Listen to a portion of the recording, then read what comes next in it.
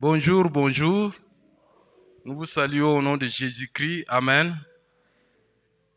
Nous voulons d'abord remercier les dirigeants de l'Église qui nous ont gratifiés de ces magnifiques, nous allons dire vraiment prestige, de partager la parole à l'Assemblée ce matin. Et nous sommes le 8 janvier. Pour moi, le 8, c'est toujours une journée spéciale parce que je suis né le 8. Pas aujourd'hui, mais ça sera le 8 février. Et chaque 8 de chaque mois, c'est spécial pour moi. Et je me demande comment il y a eu cette coïncidence. Merci beaucoup. Et je suis béni aussi parce que dans la délégation qui nous visite ce matin, il y a quelqu'un du village, c'est devenu une ville, je ne sais pas, Nyamirima. Oui. J'ai étudié là-bas à l'école primaire de 68 à 74. Mais je ne reconnais plus les villages. C'est une grâce pour moi de voir quelqu'un de ce village. J'ai appris beaucoup de choses à Nyamirima. Merci, que Dieu soit loué. Mais je voudrais aussi me présenter. Je m'appelle le missionnaire Kamba Lelika Nyaremi. Dieu nous a fait grâce avec mon épouse et nos 4 enfants. Nous avons fait 20 ans à République du Tchad, mais aussi 3 ans au Cameroun. Et quand je suis en train de regarder, excusez-moi, je ne prêche pas devant un public pareil. Nous avons implanté 5 églises au Tchad et une église au Cameroun, au nord Cameroun. Mais nos églises ont la taille de chaque rangée ici. Donc, j'ai compté au-dessus. Donc, il y a 10 églises missionnaires ici. Nous pouvons confier à chaque rangée, je crois, un village à l'extérieur de la RDC. Ouais. Vraiment que Dieu soit loué. Dieu est bon. Il est au contrôle.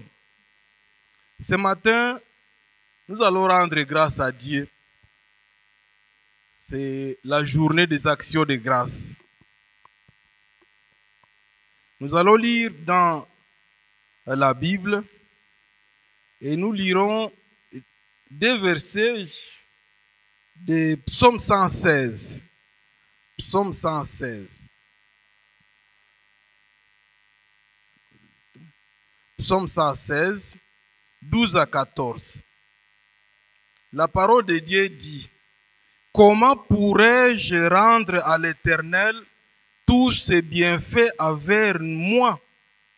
Je leverai la coupe de délivrance et je ferai appel au nom de l'Éternel. J'accomplirai mes vœux envers l'Éternel en présence de son peuple. Notre thème de ce matin, c'est une question. David s'est là posé, mais nous pouvons nous poser cette question ce matin. Comment rendrai-je à l'Éternel tous ses bienfaits envers moi pour l'année 2022? Nous avons ajouté 2022, mais la question est celle-ci. Comment rendrai-je à l'Éternel tous les bienfaits envers moi? Tous les bienfaits envers moi. C'est une question, ça mérite une réponse. Et je crois que le Saint-Esprit va nous aider de découvrir quelques réponses, mais une seule réponse va nous suffire ce matin. Les bienfaits. Les bienfaits. Quelque chose qui est bien fait. Il faut bien faire les choses. Bien fait. Vous savez, les bienfaits, c'est un acte posé par quelqu'un d'autre, pas par toi. Mais il a posé l'action ou bien cette œuvre à cause de toi. À cause de toi. C'est quelqu'un d'autre. Toi, tu ne participes pas à l'action. Quelqu'un d'autre fait quelque chose et tu dis, tu m'as fait du bien. Tu m'as fait du bien. Les bienfaits, parfois on ne les programme pas, parce que ça vient de quelqu'un d'autre.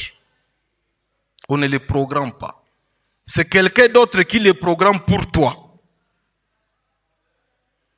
Bon, si tu y participes, il y a déjà ta touche, ça ne prendra plus la coloration vraiment des bienfaits à 100%. Avant de répondre à notre question, nous pouvons même regarder notre environnement familial. Cette question, chaque personne pouvait se la poser dans la famille. Et par exemple dire, comment rendrais-je à mon épouse tous les bienfaits faits envers moi? Pendant l'année 2022, ton épouse certainement a posé des actes qui t'ont fait du bien. Une femme aussi peut dire, comment rendrais-je à mon mari tous les bienfaits qu'il a fait envers moi? Et certainement ton mari a posé des bienfaits qui t'ont fait du bien. Du bien. Même les enfants peuvent poser aussi la comment rendrais-je les bienfaits que mes parents ont réalisés envers moi en 2022? Mais cette question, vous savez, elle a une réponse. Et ici, quand nous écoutons cette question, c'est une question formidable. Cela veut dire que les bienfaits que nous rendons à quelqu'un, il y a toujours un retour. Il y a toujours un retour. Quelqu'un, nous avons été étudiants, moi j'étais élève ici à Goma, à l'Institut Majengo, et nous avions fait un jour, et nous devrions nous rendre à Kibwe là-bas, c'était encore une forêt, pour préparer nos examens d'État. On avait faim. Et on est passé chez une dame, mon collègue la connaissait bien, elle nous a dit, Munenda wapi, kuko malagi hapa na viazi. Non, c'est comme si l'ange descendait sur nous. Je n'ai jamais oublié cet haricot na le viazi. N'est-ce pas, vous avez été étudiant? Ce sont des personnes qu'on n'oublie jamais.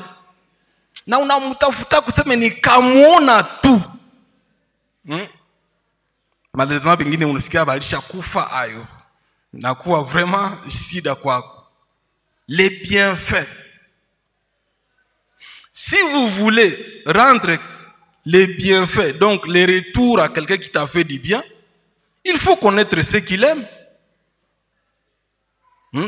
Il faut connaître ce que ton mari aime. Parce qu'il t'a fait du bien. En retour, toi, tu vas faire quoi? Tu vas toucher son cœur à travers ce qu'il aime, ce qu'il préfère. Anapendaka kitu gani? Et quand tu amènes quelque chose et dis, oh, ouais, vraiment, on a ni joie. Comment rendrais-je? Rendre un bienfait, il faut connaître le cœur de la personne, ce qu'il aime. Qu'est-ce qu'il aime? Et nous, en tant qu'enfants, même si nous avons grandi, quand nous nous rendons encore chez nos parents, nous préparons des actions de grâce. Bazazi yangu banapendaka hii. Et tu ne peux pas venir main vide. Même quand tu viens main vide, même si tu as la voiture dehors, on connaît qu'il y a quelque chose qui est dedans.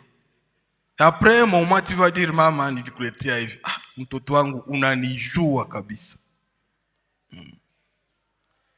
Et cette question, c'est David qui se la pose. Nous devons donc, parce qu'il parlait de l'Éternel, et nous aujourd'hui, nous pouvons nous poser la question, comme nous avons écouté les témoignages surtout de l'évangéliste ici. Nous, Goma Ouest, qu'est-ce que nous pouvons rendre à l'Éternel pour ces bienfaits qu'il nous a fait? Qu'est-ce que nous pouvons? Ce Dieu-là, il aime quoi? Si tu veux toucher le cœur de Dieu, tu vas lui apporter quoi? Bien-aimé, le cœur de Dieu, c'est la mission. Nous allons lire un passage rapidement. Ce que Jésus-Christ a dit dans Matthieu, verset 9, 35 à 38. Matthieu 9, 35 à 38.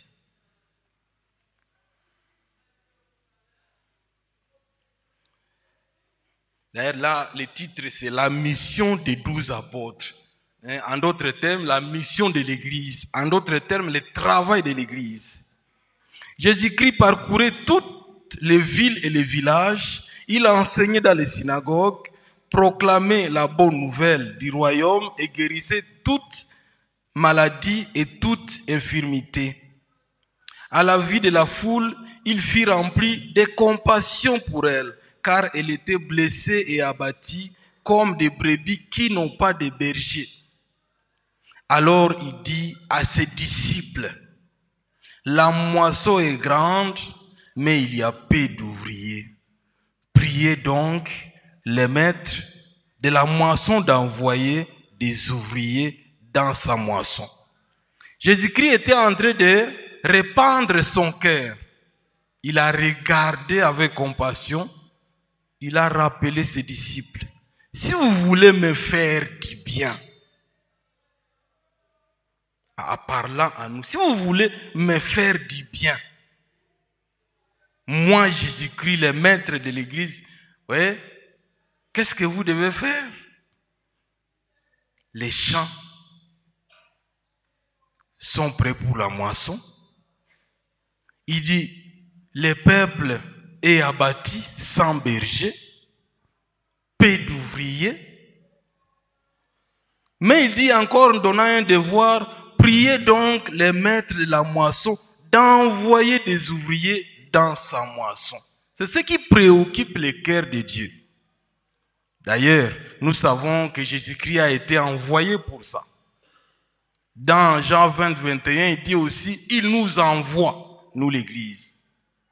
Donc, on a tous ces bienfaits qu'il a fait avec nous, en retour, pour toucher son cœur et pour le faire plaisir, il faut s'impliquer dans la mission.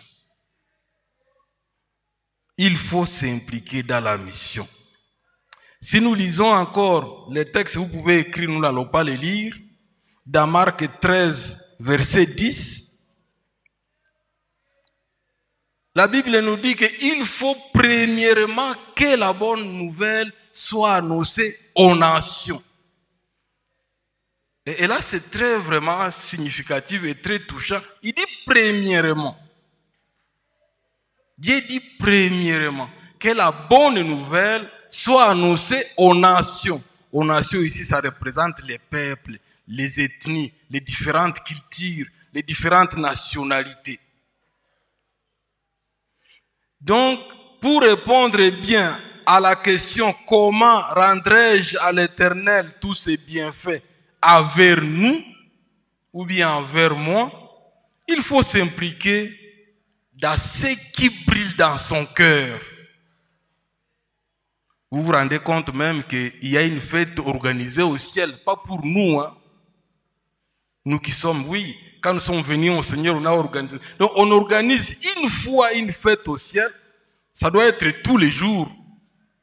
Quand une personne quitte les ténèbres pour la lumière. Et nous devons provoquer l'organisation de ces fêtes au ciel en s'impliquant dans la mission. Mais souvent nous nous demandons, mais comment s'impliquer dans la mission? La mission a besoin des hommes, comme ceux qui se sont levés, et des femmes. La mission a besoin de nos actions de grâce, de l'argent. Pas ceux qui partiront, prendront des véhicules, prendront des avions. Peut-être vous n'allez pas partir, mais vous nous donnez votre argent. Il y a déjà qui se sont donnés ici, on va les former, il faut partir. Parce que nous n'avons pas d'autres formules, pour répondre à cette question. Même David lui-même, l'homme selon le cœur de Dieu, s'est posé cette question. Comment alors s'impliquer dedans? David est un roi, un dignitaire. Nous pouvons l'assimiler à des grandes personnalités. Quand il voulait répondre à cette question lui-même, il a dit quelque chose dans 1 Chronique 29, 3. Nous n'allons pas le lire à cause du temps, mais vous notez, 1 Chronique 29, verset 3. David dit, à cause de mon attachement à mon Dieu. C'est la première personne du singulier. À cause de mon attachement à mon Dieu, je donne encore. Si vous lisez la suite, il donne de l'or, il ajoute des choses, il donne. À cause de mon attachement à Dieu. Vous savez, je dis souvent, c'est bien et c'est bon. J'ai toujours dit même que s'il y a une chorale au ciel, ça sera une chorale remplie de Congolais et de Congolaises. Parce qu'au Congo, nous savons chanter, adorer, louer le Seigneur. C'est bien. Mais, si vous regardez très bien, c'est difficile pour nous au Congo de dire à cause de mon attachement. On est attaché à d'autres choses et on suit le Seigneur, pas attaché. On suit le Seigneur. On nous a dit encore qu'il y a culte, il y a collecte. Bon, on suit. Mais David dit à cause de mon attachement. Vous savez l'attachement. C'est ce qui est lié. Vous ne pouvez pas marcher sans l'autre. Vous dépendez de votre voisin. À cause de mon attachement. Donc si nous voulons répondre à comment rendrai-je à l'Éternel tous ses bienfaits, nous devons mesurer notre attachement à Dieu. Nous devons faire attention à notre attachement à Dieu. Parce que la mission demande des sacrifices. Pour aller à Kalima, c'est des sacrifices. D'ailleurs, à Kalima, c'est encore la même langue. Oui. C'est même presque la même culture. C'est presque les mêmes habitudes alimentaires. Ce n'est pas encore là où vous arrivez. C'est encore même le même climat. Vous pouvez porter vos habits d'ici et vous les porter à Kalima. Vous pouvez porter votre couverture, l'amener à Kalima. Nous avons fait une grande erreur quand nous sommes partis au Tchad en 2000, parce que nous avons quitté Kinshasa en 2000. Et nous sommes arrivés le 27 juin, je n'oublierai jamais. Parce que dès que vous descendez de l'avion, le speaker de l'avion, là, elle est en train de nous dire que au sol, il fait 43 degrés. Mais je me suis dit, je viens dans quel pays? Pour affronter les situations, barrières climatiques, linguistiques et autres, il faut s'attacher à Dieu. Il va te donner les charismes qu'il faut. Il va te donner l'onction qu'il faut pour affronter les réalités d'autres cultures. Mais aussi, il va te donner l'onction qu'il faut pour que vous puissiez supporter une action missionnaire à Kalima. Ça, c'est un fonctionnaire. Bien sûr, une personne bien située, un roi, un dignitaire. On pouvait dire, bon, lui, il était roi, il avait tout. Les gens peuvent dire comme ça. Mais regardons dans la Bible encore à Néhémie 4, verset 6. N'allons pas lire ça. C'est un fonctionnaire. Nous connaissons les fonctionnaires. Partout, les fonctionnaires, nous les connaissons. Néhémie, c'est un fonctionnaire. Au risque qu'on le renvoie de son travail, il prend le risque d'aller en mission à Jérusalem. La mission de la reconstruction du temple. Vous savez que nous avons la mission d'aller construire des églises. Hier, je disais, je ne sais pas si j'ai commis une erreur, que cette maquette n'est plus pour nous, ici. Si nous voulons répondre à la question, comment rendrai-je les bienfaits à l'éthique qu'il a fait pour nous, cette maquette n'est plus pour nous parce que nous, on a déjà l'église. On est dans le finissage, n'est-ce pas? Cette maquette, il faut la mener à Kalima. Il faut des maçons qui sont ici, qui vont aller partir. Nous allons faire peut-être 10 ans. Ici aussi, on a fait 10 ans. Et à 20 ans, on aura des temples comme ça en République parce qu'on a répondu, on a touché le cœur de Dieu. Les autres vont donner, les électriciens vont partir quand ça sera leur temps. Les autres vont prier. Nous devons amener cette maquette à Kalima. C'est lui qui ira là-bas pour la prospection missionnaire. Il va faire de cette maquette son bagage à main. Oui, parce qu'on l'emballe mal, ça peut se casser. Néhémie a quitté son travail parce qu'il doit reconstruire les mirages. C'était une mission de reconstruction. Et s'il vous plaît, il est parti, il a utilisé son argent, mais il a utilisé aussi ses compétences pour conduire les gens à bâtir les murailles. Il y a beaucoup de compétences ici. Si nous voulons mettre à Kalima un dispensaire, il y a des infirmiers ici.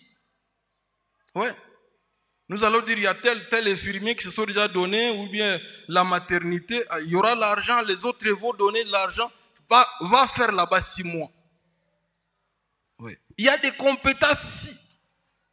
Parfois, beaucoup de chrétiens utilisent leurs compétences pour la société, pour le monde. Et Jésus nous dit, les gens de ce monde sont plus intelligents que nous. Néhémie a utilisé ses compétences. Il a risqué de perdre son travail parce que les patrons pouvaient lui dire, bon, ça va, comme tu pars chez toi, je prends une autre personne, n'est-ce pas? À ses risques et périls. Mais il voulait croire que même si on va réduire mon salaire parce qu'il a pris un congé très long, même si, je pars servir mon Seigneur. Il faut que je touche le cœur de Dieu. Et encore ici, on peut se dire, parce que Néhémie était fonctionnaire, il avait un salaire, peut-être on peut se dire cela. Mais regardons encore dans un autre texte, des Rois 4, 8, 17. Écrivain, vous allez lire, vous pouvez lire tous les chapitres 4, mais 8, 17. Il y a un couple formidable dans ce passage. Un couple à Sunem. Comme nous sommes aussi à Goma, il y a des couples ici. Bien aimé, les serviteurs de Dieu étaient en train de passer à Sunem et la femme, avec son attachement à la parole de Dieu, il a appelé chaque fois les serviteurs manger chez elle. Et un jour, cette femme va aborder son mari. J'ai toujours vraiment imaginé quel courage cette femme va aborder son mari. Au risque qu'elle soit giflée. Et au risque que son mari va la juger de détraquer. Parce que qu'est-ce qu'elle propose à son mari? Il est pas où le moutoumana pitaka hapa. Hana fasi ya kulala. La réponse, vous savez, ça ni fani. Na alikuwa afanya nini hapa? Binamwangalia. C'est comme ça que nous répondons quand nous voyons des serviteurs de Dieu. Ouais. Mais il est venu à mission à Sunem. La femme dit à son mari, hana nyumba na hana fasi ya kulala. Hatuwezi mjengea nyumba. Et j'admire aussi le calme et le sérieux de ce papa-là. Je dis, manake tukate qu'il équipande. Pas seulement qu'on lui a donné le terrain et lui dire, bon, tu es arrivé missionnaire, bon, c'est bon, tunakupatia parcelle ujenge pale. Non. Bakamujengea. Ils ont utilisé leur argent, leur terrain, leurs moyens. Pas seulement kujenga, mais ils ont équipé la maison. Vous savez la suite, si vous lisez, cette femme était stérile et après, elle a été bénie, elle a eu un enfant. La femme même est morte, mais il est mort plus tôt. Et un jour, la femme quittait. La réponse de cette femme, quelqu'un le salue. Tu vas où? Comment ça va chez toi? Elle dit, tout va bien. Ça provient de la bouche d'une femme. Mwanamke ule hawezi lia. Non, elle était sérieuse, elle savait, attachée en son Dieu, que le prophète va faire quelque chose. C'était un couple, comme nos couples. Vous savez, les gens qui supportent les missionnaires à travers le monde, les Occidentaux nous ont prouvé, ce sont les couples. Ce sont les maisons. Une femme et son mari déposent quelque chose dans leur caisse mission et à la fin d'un trimestre, ils envoient à l'agence missionnaire. Oui. Nous sommes combien de couples ici? Comme je disais, nous pouvons envoyer combien de missionnaires? Comment rentrerai-je à l'Éternel? C'est bien fait. Et nous pouvons aller aussi, pour terminer ces exemples, la femme, une femme maintenant de ménage, une femme de ménage, une ménagère, à 1 Samuel 2, 27-28, là c'est Anne, une ménagère, Hazalak, analomba Mungu anampatia mtoto, anafanya vœu qui atampatia ule mtoto. Beaucoup ont fait des vœux, mes chers frères, mes chères sœurs. Moi, je m'en souviens. Quand nous partions en mission, il y a des gens même qui ont pris l'engagement de payer les frais scolaires des enfants. Il y en a ceux qui ont dit. Il y en a ceux qui ont dit. Mais parfois, tu passes toute une année, personne ne t'a téléphoné. Parfois, nous prenons des décisions émotionnelles parce que nous ne sommes pas attachés. Celui qui est attaché, il va savoir qu'il a pris des risques et il doit obéir à son Dieu. Il y a ceux qui sont honnêtes, mais la majorité, tulikuwa tunafanya parfois une année, hata mtu kuambia joyeux Noël, si la terre de mission une année n'a pas. C'est quand tu arrives comme ça, que je oh, le missionnaire est là. Ulifika siku gani? Hana hata habari zetu il y a 3 ans. Mais vous voyez, cette femme de ménage a pris la décision. Il est parti laisser son enfant en mission. Oui, Samuel était en mission. À quoi est missionnaire? Ouais, son enfant. Qui peut donner son enfant et devenir missionnaire? Hein? J'ai lu un livre dans lequel on a écrit, on parlait de la mission, et il dit, aujourd'hui, nous disons à nos enfants, va à l'école, tu seras ingénieur. Va à l'école, tu seras électricien. Tu seras médecin. Hein? Oui, tu seras enseignant. Non, un jour tu seras ministre. Vous avez écouté quelqu'un qui a dit, tu vas à l'école, un jour tu seras pasteur. Un jour tu seras missionnaire. D'ailleurs, est-ce qu'on connaît que missionnaire c'est quoi? Est-ce qu'on connaît?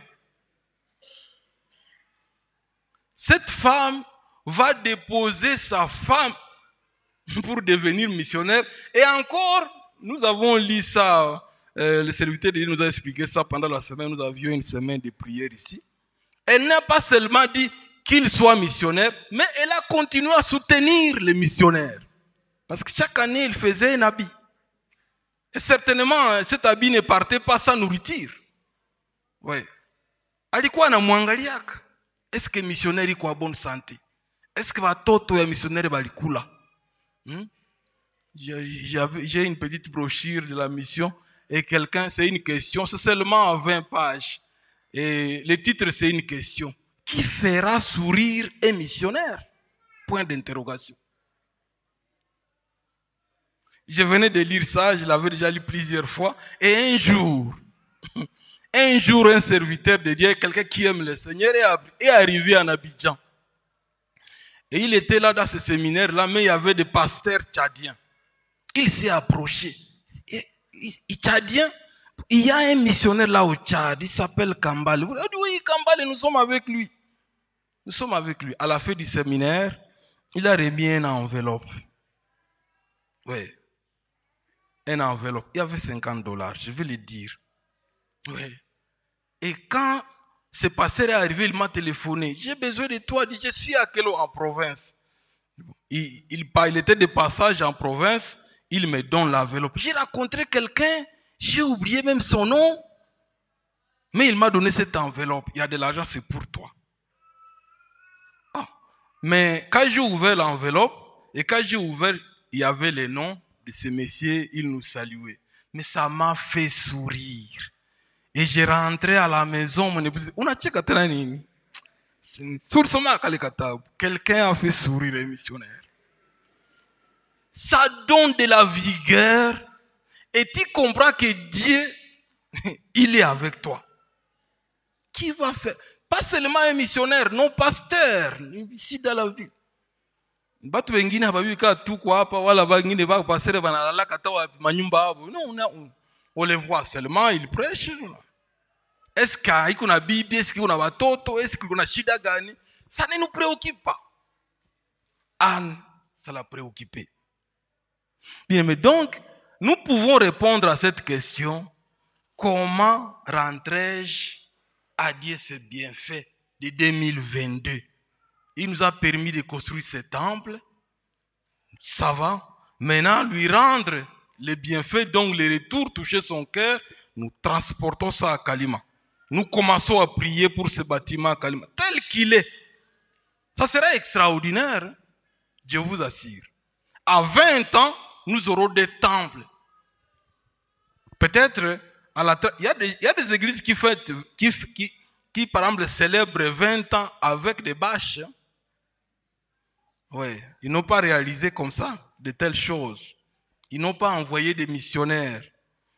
Donc, si nous voulons répondre à la question, comment rendrons-nous Sebeka Goma Ouest, nous Sebeka Goma Ouest à l'Éternel, tous ces bienfaits envers nous qu'il a fait en 2022, nous nous impliquons dans la mission. Comme les gens qui se sont levés tout à l'heure.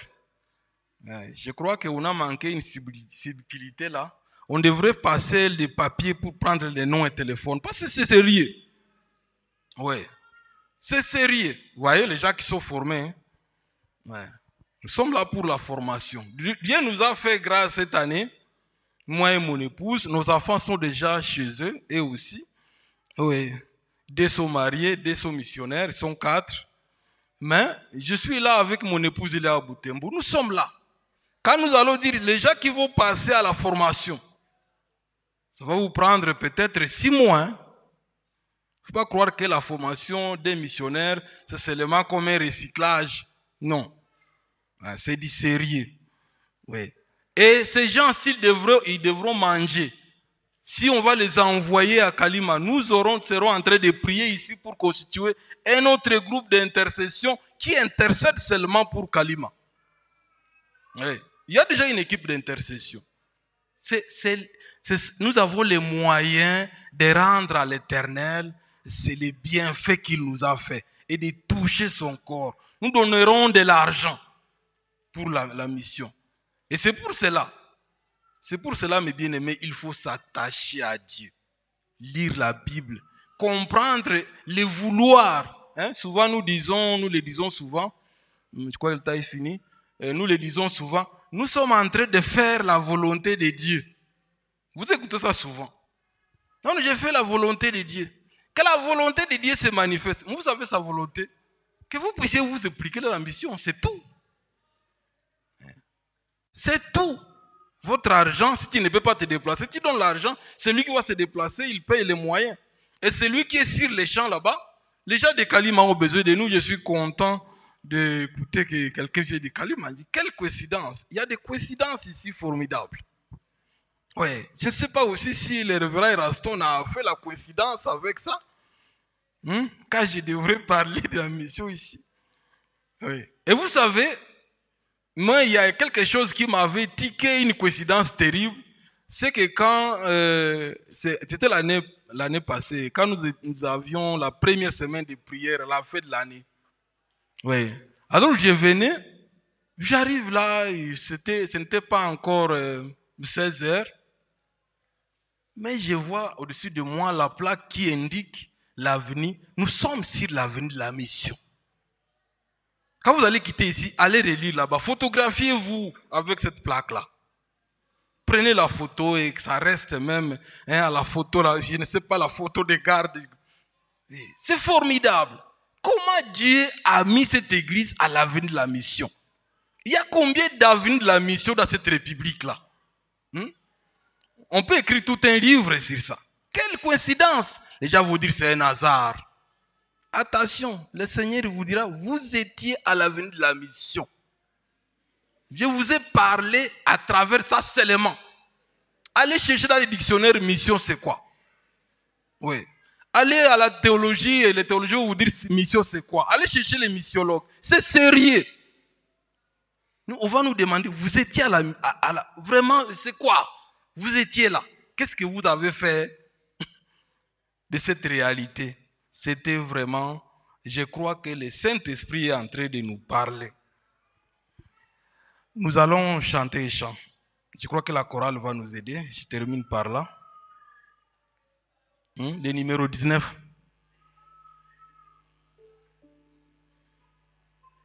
Chantez le numéro 19. Que le Seigneur nous aide, que nous nous impliquions dans la mission, en priant, en donnant nos actions de grâce, en donnant nos dons volontaires, en donnant nos collectes missionnaires, nos dons missionnaires, en nous informant sur Kalima. Le bureau exécutif nous a donné Kalima. Cherchez des informations, même dans l'internet là. Cherchez Kalima, ça se trouve où? Oui. Cherchez Kalima, on mange quoi là-bas? On peut payer combien à l'avion ou bien voie terrestre? Comment on peut arriver à Kalima? Kalima, Kalima, Kalima, Kalima. Allez mettre, je ne sais pas, quelque chose que vous allez écrire, nous allons à Kalima. Dans votre chambre, les étudiants, même les mariés. Parlez à vos enfants de Kalima. Oui. C'est à cela que nous allons prouver, même à notre communauté CFDK, que nous sommes sur l'avenir de la mission. Et nous serons une église, on dit une église pilote pour la mission dans notre communauté. Chantons.